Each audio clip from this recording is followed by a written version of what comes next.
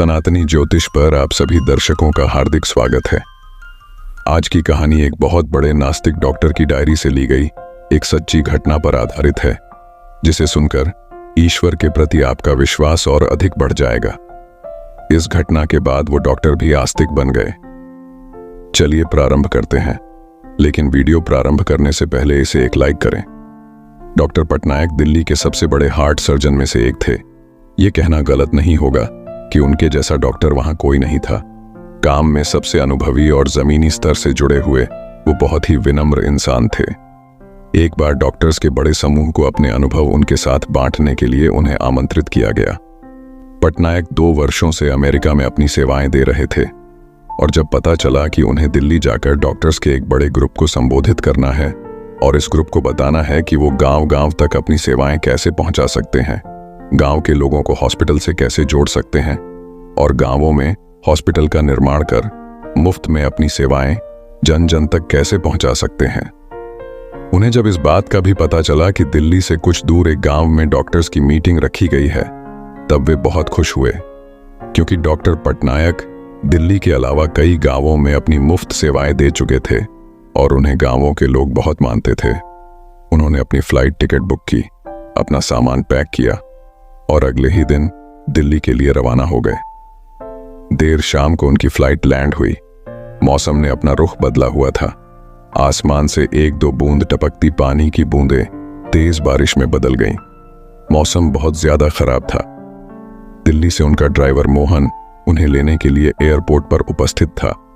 अगली सुबह एक छोटे से गांव में डॉक्टर पटनायक को संबोधित करना था, इसलिए उन्हें उसी रात ही उस गांव के लिए निकलना था। कुछ देर इंतजार करने के बाद भी मौसम की स्थिति वैसी ही थी। पटनायक जी ने मोहन से पूछा, यदि आप गाड़ी चला सकें और रास्ते में किसी तरह की कोई असुविधा न हो, तो क्या हम इस मौसम में भी यहां से निकल सकते हैं?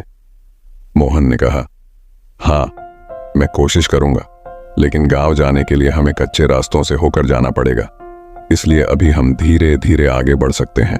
मोहन ने गाड़ी निकाली और डॉक्टर साहब मोहन के साथ गांव की तरफ आगे बढ़ने लगे। रास्ता और मौसम दोनों बहुत खराब था, इसलिए वे धीरे धीरे आगे बढ़ रहे थे। कुछ दूरी तय करने के बाद जब वे एक गांव से गुजर रहे थे, तब मोहन को महसूस हुआ कि उसके गाड़ी का एक टायर पंचर हो गया। उसने गाड़ी रोकी और नीचे उतरकर देखा तो पाया कि टायर पंचर था। उस गांव में बहुत अंधेरा था।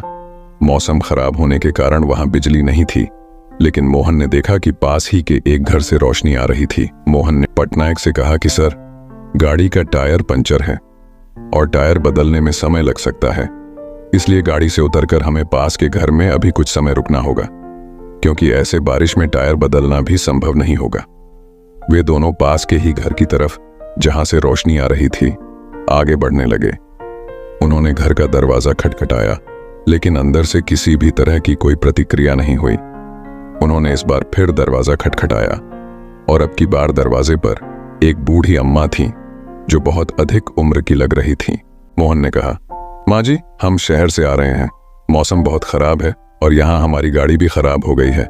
यदि कुछ समय तक आप हमें यहाँ रुकने दें तो आपकी बड़ी मेहरबानी होगी।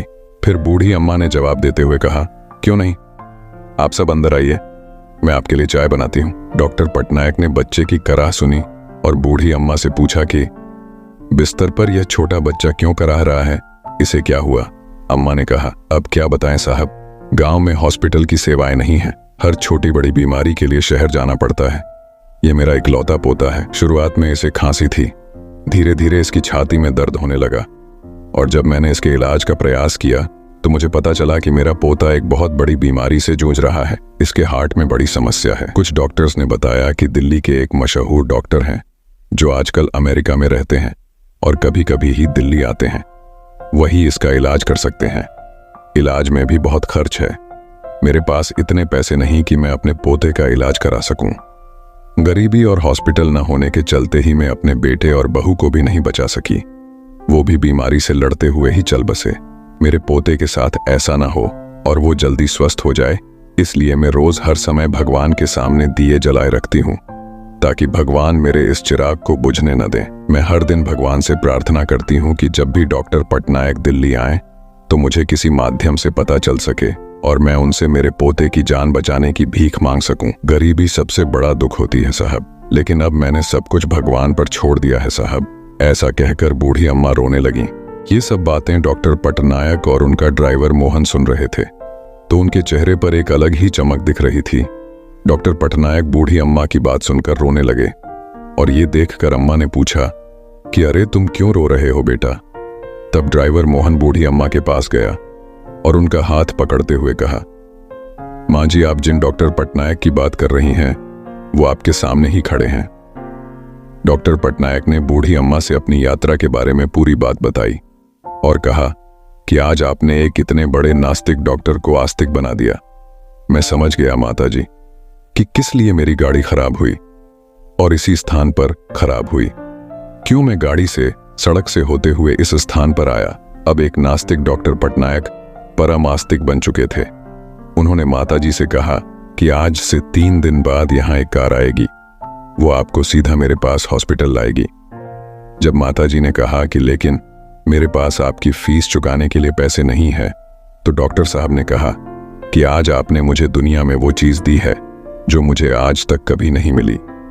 इसके साथ डॉक्टर पटनायक ने यह भी विश्वास दिलाया कि वो उनके पोते का वो मुफ्त में इलाज करेंगे और गांव-गांव तक हर जरूरतमंद को चिकित्सा की सेवाएं पहुंचाएंगे।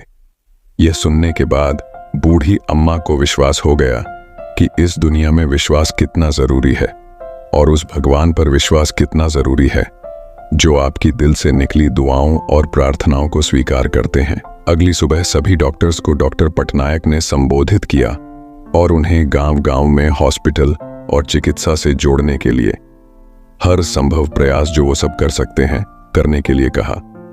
इधर जब बूढ़ी अम्मा अपने पोते को लेकर हॉस्पिटल पहुंची और ऊपर संदेश दिया कि नीचे बूढ़ी अम्मा अपने पोते के साथ आई हैं और आपसे मिलना चाहती हैं, तो डॉक्टर पटनायक भागते हुए नीचे आए और सभी देखने लगे कि इतना बड़ा डॉक्टर पटनायक किसके लिए इतना ज्यादा परेशान है कि खुद लेने नीचे आए हैं। सभी बहुत हैरान थे। अंत में बूढ़ी अम्मा के पोते का इलाज हुआ और वो अब स्वस्थ है। बाद में डॉक्टर साहब के प्रयासों से गांव-गांव तक डॉक्टर्स पहुंचे और हॉस्पिटल खुलने लगे। दर्शकों, ईश्वर हमारी परीक्षा अवश्य लेता है, लेकिन यदि हमारा विश्वास उनके ऊपर अडिग और सच्चा है तो फिर चमत्कार भी ऐसे ही हुआ करते हैं। किसने सोचा था कि एक नास्तिक डॉक्टर आस्तिक बन जाएगा, और किसे पता था कि एक असहाय गरीब बूढ़ी अम्मा जिसके पास जीवन जीने के साधन तक नहीं है, वो भला इतने बड़े डॉक्टर से मिलकर बिना किसी फीस चुकाए अपने एकमात्र बुढ़ापे की लाठी का जीवन बचा लेगी। मित्रों, यदि आपको हमारी आज की ये वीडियो पसंद आई है तो अभी हमारे चैनल सनातनी ज्योतिष को सब्सक्राइब करें और सभी तक इस वीडियो को लाइक करते हुए शेयर करें। आपका बहुत बहुत धन्यवाद। हर हर महादेव।